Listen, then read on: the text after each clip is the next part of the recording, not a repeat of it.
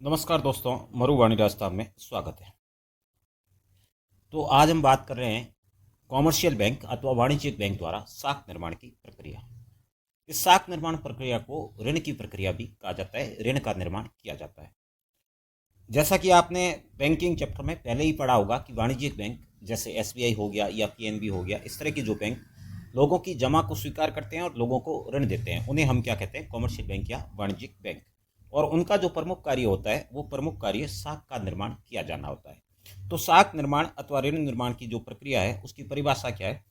ऋण निर्माण की वह प्रक्रिया जिसके माध्यम से बैंक अपने जमा का एक हिस्सा ऋण के रूप में देकर अधिक मात्रा में धन का निर्माण करते हैं। अधिक मात्रा में धन का निर्माण यानी जितना आरबीआई अथवा सेंट्रल बैंक ने पैसे छापे हैं उसके मुकाबले में कई गुना पैसे को बढ़ा देने की प्रक्रिया जो है उसे हम क्या कहते हैं? साख निर्माण की प्रक्रिया।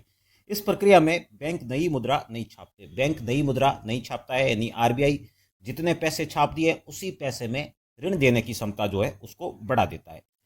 लेकिन ये मौजूदा जमा राशि से बार बार ऋण देकर कुल धनराशि को बढ़ा देते हैं। कुल धनराशि है उसमें क्या करते हैं? बढ़ावा देते हैं। ऋण निर्माण प्रक्रिया जिसके माध्यम से वाणिज्यिक बैंक अपनी जमा का एक भाग आरक्षित रखकर शेष राशि को ऋण के रूप में प्रदान करते हैं। यानी एक राशि, एक हिस्सा राशि का क्या करते हैं? आरक्षित कर देते हैं। यानी आरबीआई द्वारा तय कर दिया जाता है कि इस मात्रा में जो आपकी जमा है उस जमा को आप वापस नहीं दे सकते हैं। इतना आपको क्या करना पड़ेगा? आपके पास रिजर्व रख के रखना पड़ेगा और बाकी जो पैसे हैं उसको आप क्या करते हैं? आगे वापस दे देते हैं। बैंक इस प्रक्रिया में नई मुद्रा नहीं छापते हैं बल्कि मौजूदा धन का बार बार उपयोग करते आर्थिक गतिविधि को बढ़ावा देते हैं। इसे मल्टीप्लायर प्रभाव भी कहा जाता है। ये मल्टीप्लायर प्रभाव क्या होता है? तो वो उसकी परिभाषा ये हो जाएगी कि बैंक द्वारा नई मुद्रा छापे बिना बाजार के भीतर एग्जिस्टिंग मुद्रा को ही बार बार ऋण के रूप में देकर कई गुणा राशि को बढ़ा देना मल्टीप्लायर प्रभाव कहलाता है। उदाहरण के लिए मान लीजिए एक व्यक्ति ने बैंक में 1,000 रुपये जमा किए।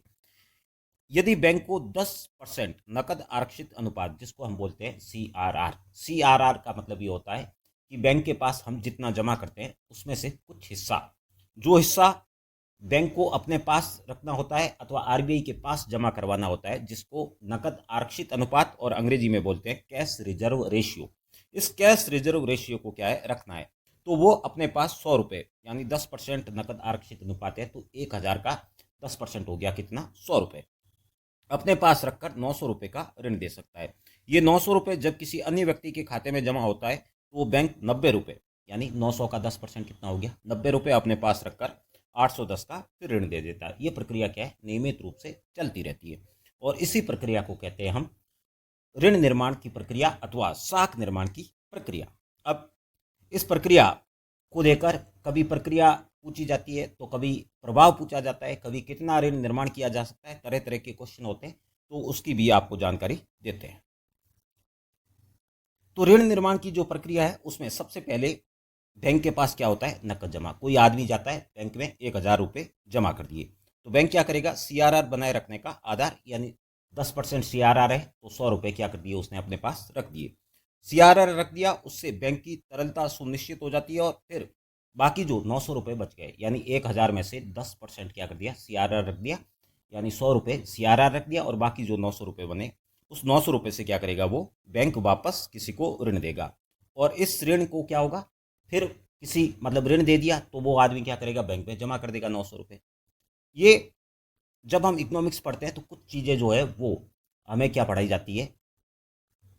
सिद्धांत के रूप में पढ़ाई जाती है कि ये चीज़ें मान्यता के रूप में पढ़ाई जाती है कि ये चीज़ें आपको मान के चलनी है। तो वो हमेशा लागू हो या ना हो, लेकिन आप यहाँ पर जब ऋण निर्माण की प्रक्रिया पढ़ रहे हैं तो उसमें हम ये मानते हैं कि बैंक में नकद लेन देन होते ही नहीं है। लोग क्या करते हैं? बैंक में पैसे जमा करा देते हैं। तो 900 रुपये बैंक ने किसी को दिया, उस आदमी ने किसी दुकानदार को दे दिया, दुकानदार ने क्या किया? वापस 900 रुपये बैंक में जमा कर दिए। तो अब बैंक क्या करेगा? उसका 10% यानी 90 रुपये रख के 810 का लोन दे देगा। फिर वो 810 आदमी वापस जमा करता है तो बैंक उसका 10% यानी 81 रुपीज़ जो है वो अपने पास रखेगा और फिर लोन दे देगा। तो ये रेगुलर चलता रहेगा, व्युत्पन्न जमा का निर्माण होगा और फिर वो पैसे जो है वापस बैंक में जमा होंगे। बैंक फिर क्या करेगा? फिर ऋण देगा। तो इससे बैंक की ऋण क्षमता का निर्माण होगा। बैंक कुछ पैसे जो आरबीआई द्वारा प्रिंट किए हैं उससे कई गुना पैसे वापस लोगों को ऋण के रूप में दे सकता है। इससे ऋण क्षमता का निर्माण होता है। और क्रेडिट गुणक, जिसको हमने कहा था मल्टीप्लायर प्रभाव, तो मल्टीप्लायर प्रभाव जितना अधिक होगा उतना ही ऋण निर्माण की क्षमता अधिक होगी अथवा साख निर्माण की क्षमता अधिक होगी। इससे धन आपूर्ति कई गुना में बढ़ जाएगी। इस प्रक्रिया को अगर चार्ट द्वारा समझे तो चार्ट से आप समझ सकते हैं। सबसे पहले क्या होगा, बैंक के पास नकद जमा होगी। कोई आदमी अपने पैसे जो है बैंक में जमा करेगा। बैंक क्या करेगा, बैंक कुल जमा का एक भाग आरक्षित यानी सीआरआर देगा अपने पास अथवा आरबीआई के पास। शेष ऋण के रूप में प्रदान करना, यानी 10% उसने सीआरआर रख दिया 1000 का, तो कितना हो गया 100 रुपये, और 900 रुपये वापस क्या कर देगा, ऋण में देगा। ग्राहक इस ऋण का उपयोग करता है और खर्च की गई राशि अन्य व्यक्ति के खाते में जमा होती है। दूसरा व्यक्ति जिसके पास 900 रुपये गए वो वापस बैंक में जमा करेगा। नया डिपॉजिट यानी फिर से सीआरआर रखेगा और उस नए डिपॉजिट से फिर क्या करेगा, लोन दे देगा। शेष धन फिर ऋण के रूप में दिया जाता है। तो ये प्रक्रिया नियमित रूप से चलती रहती है। तो इस प्रक्रिया को जो है वो जानने के लिए सबसे पहले क्या करेगा, कोई आदमी बैंक के पास जमा करेगा, बैंक उसका क्या करेगा, कुछ हिस्सा सीआरआर रख देगा और बाकी जो पैसे किसी को लोन में दे देगा। जिसको लोन में दिया है वो आदमी क्या करेगा, उस पैसे को मार्केट में खर्च करेगा, और जिस आदमी के पास पैसे गया है वो आदमी वापस बैंक में जमा करेगा। तो वापस बैंक के पास जमा आएगा तो बैंक उसमें से कुछ हिस्सा सीआरआर रखेगा और फिर किसी को लोन देगा। ये नियमित रूप से चलता रहेगा और इसी को हम क्या कहेंगे, साख निर्माण की प्रक्रिया। अब यहाँ पे आप एग्जाम्पल से समझ सकते हैं। एग्जाम्पल में देखिए, बैंक किसी आदमी ने क्या किया, बैंक के पास 1000 रुपये जमा कर दिए। कितने, 1000 रुपये। बैंक ने क्या किया, उसका 10% यानी 100 रुपये क्या कर दिया, 10% सीआरआर की रेट है वो 10% है। 10% बैंक ने क्या किया, अपने पास रख दिया और बाकी जो पैसे हैं वो पैसे क्या कर दिए, उसने लोन में दे दिए। अब अगला जो है वो 900 रुपये का नया ऋण बैंक दे सकता है। अब 900 रुपये किसी और को दे दिए, वो वापस बैंक में जमा हुए।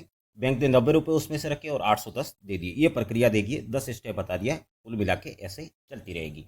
अब इसका जो फॉर्मूला है वो फॉर्मूला ये कहता है कि बैंक जो है उस रेट, अगर बैंक की जितनी कम होगी सीआरआर की, बैंक उतनी ही ऋण निर्माण ज़्यादा कर सकता है, और अगर रेट ज़्यादा होगी तो बैंक क्या करेगा, कम करेगा। अगर मान लीजिए 10% सीआरआर की रेट है तो बैंक ऋण निर्माण कितना कर सकता है, तो उसका फॉर्मूला है क्या है, 1/CRR। जो सीआरआर की रेट है वो इंटू जो प्रारंभिक राशि है यानी 1000 रुपी, उससे क्या करना है, इसको मल्टीप्लायर, इसी को मल्टीप्लायर इफेक्ट कहते हैं। अब मान लीजिए रेट कितनी है, 10%, तो 1/0.10, यहाँ पे क्या है 0.10, इंटू कर दिया आपने 1000। तो अब इस जीरो को हटाए तो कितनी संख्या के बाद है, 2 के बाद, तो यहाँ क्या लग गए, 2 जीरो, और जीरो से जीरो गया तो कितना बचा, 10,000 रुपये जो है वो ऋण निर्माण कर पाएगा। अगर रेट 10% है तो अगर ये रेट 10% से घट के 5% कर दे, तो अगर बैंक जो है इस रेट को घटाकर 10 की बजाय 5% कर दे, सीआरआर कितना हो गया, 5%, तो फॉर्मूला 1/CRR इंटू क्या हो गया, प्राइमरी डिपॉजिट। तो रेट कितनी हो गई, 5%, तो 1/0.05 इंटू कितना हो गया, 1000। इसको हटाया तो यहाँ 2 जीरो लग गए। अब जो है इससे डिवाइड किया तो ये 0.5 से डिवाइड किया तो 5 दूनी 10, बाकी 1 2 3 4 जीरो बच गए, 4 जीरो हमने वहाँ लगा दिए, तो कितना हो गया, 20,000। अब अगर 10% से बढ़ाकर 20% कर दिया जाए तो क्या होगा, तो वही फॉर्मूला 1/CRR, यानी सीआरआर कितना हो गया, 0.20, तो ये 0.20 इंटू कर दिया 1000 ये हटाया, ये आ गया। अब ये कितना हो गया, 5 बार गया और बाकी कितने बच गए, 1 2 3,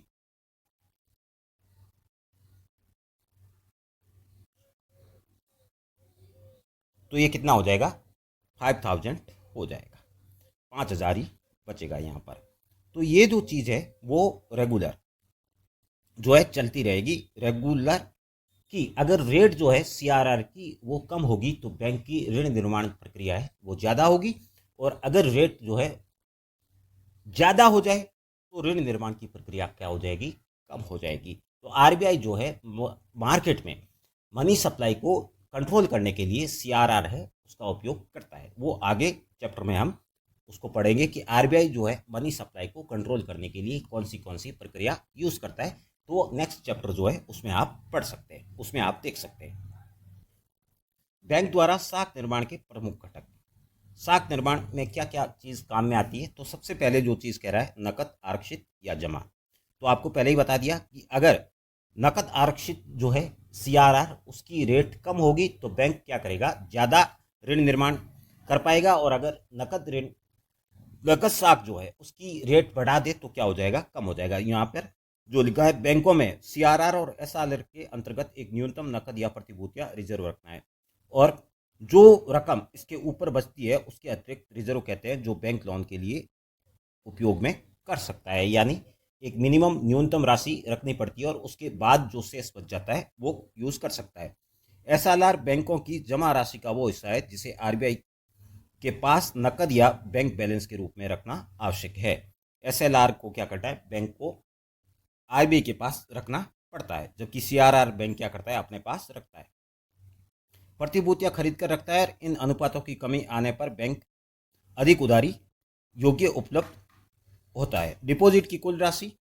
बैंक जितनी अधिक प्राथमिक जमा जिन्हें ग्राहक वास्तविक नकद रूप में बैंक में डालते हैं को संचय करता है, उसमें उतनी अधिक साख निर्माण की क्षमता होगी। यानी डिपॉजिट ज़्यादा है तो ऋण निर्माण की क्षमता ऑटोमेटिक बढ़ जाएगी।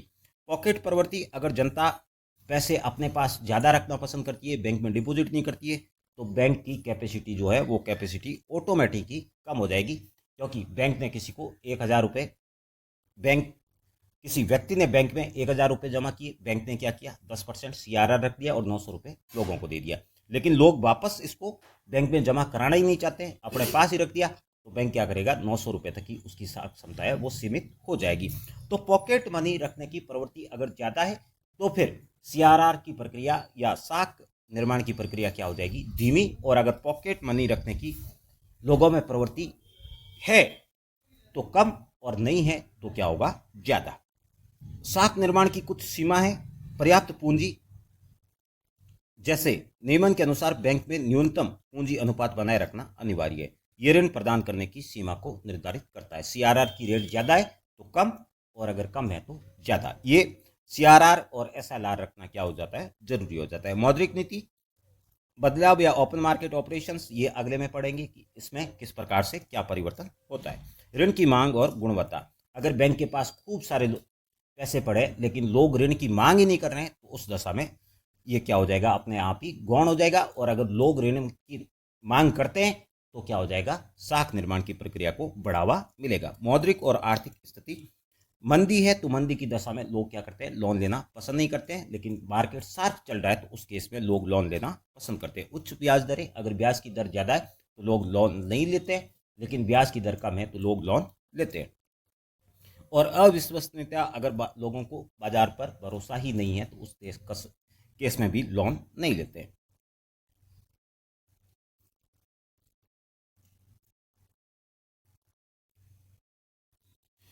तो साख निर्माण की प्रक्रिया एक ऐसी प्रक्रिया है जिसमें बैंक क्या करेगा, अपनी जमाओं है उस जमाओं को कई गुना बढ़ा देता है।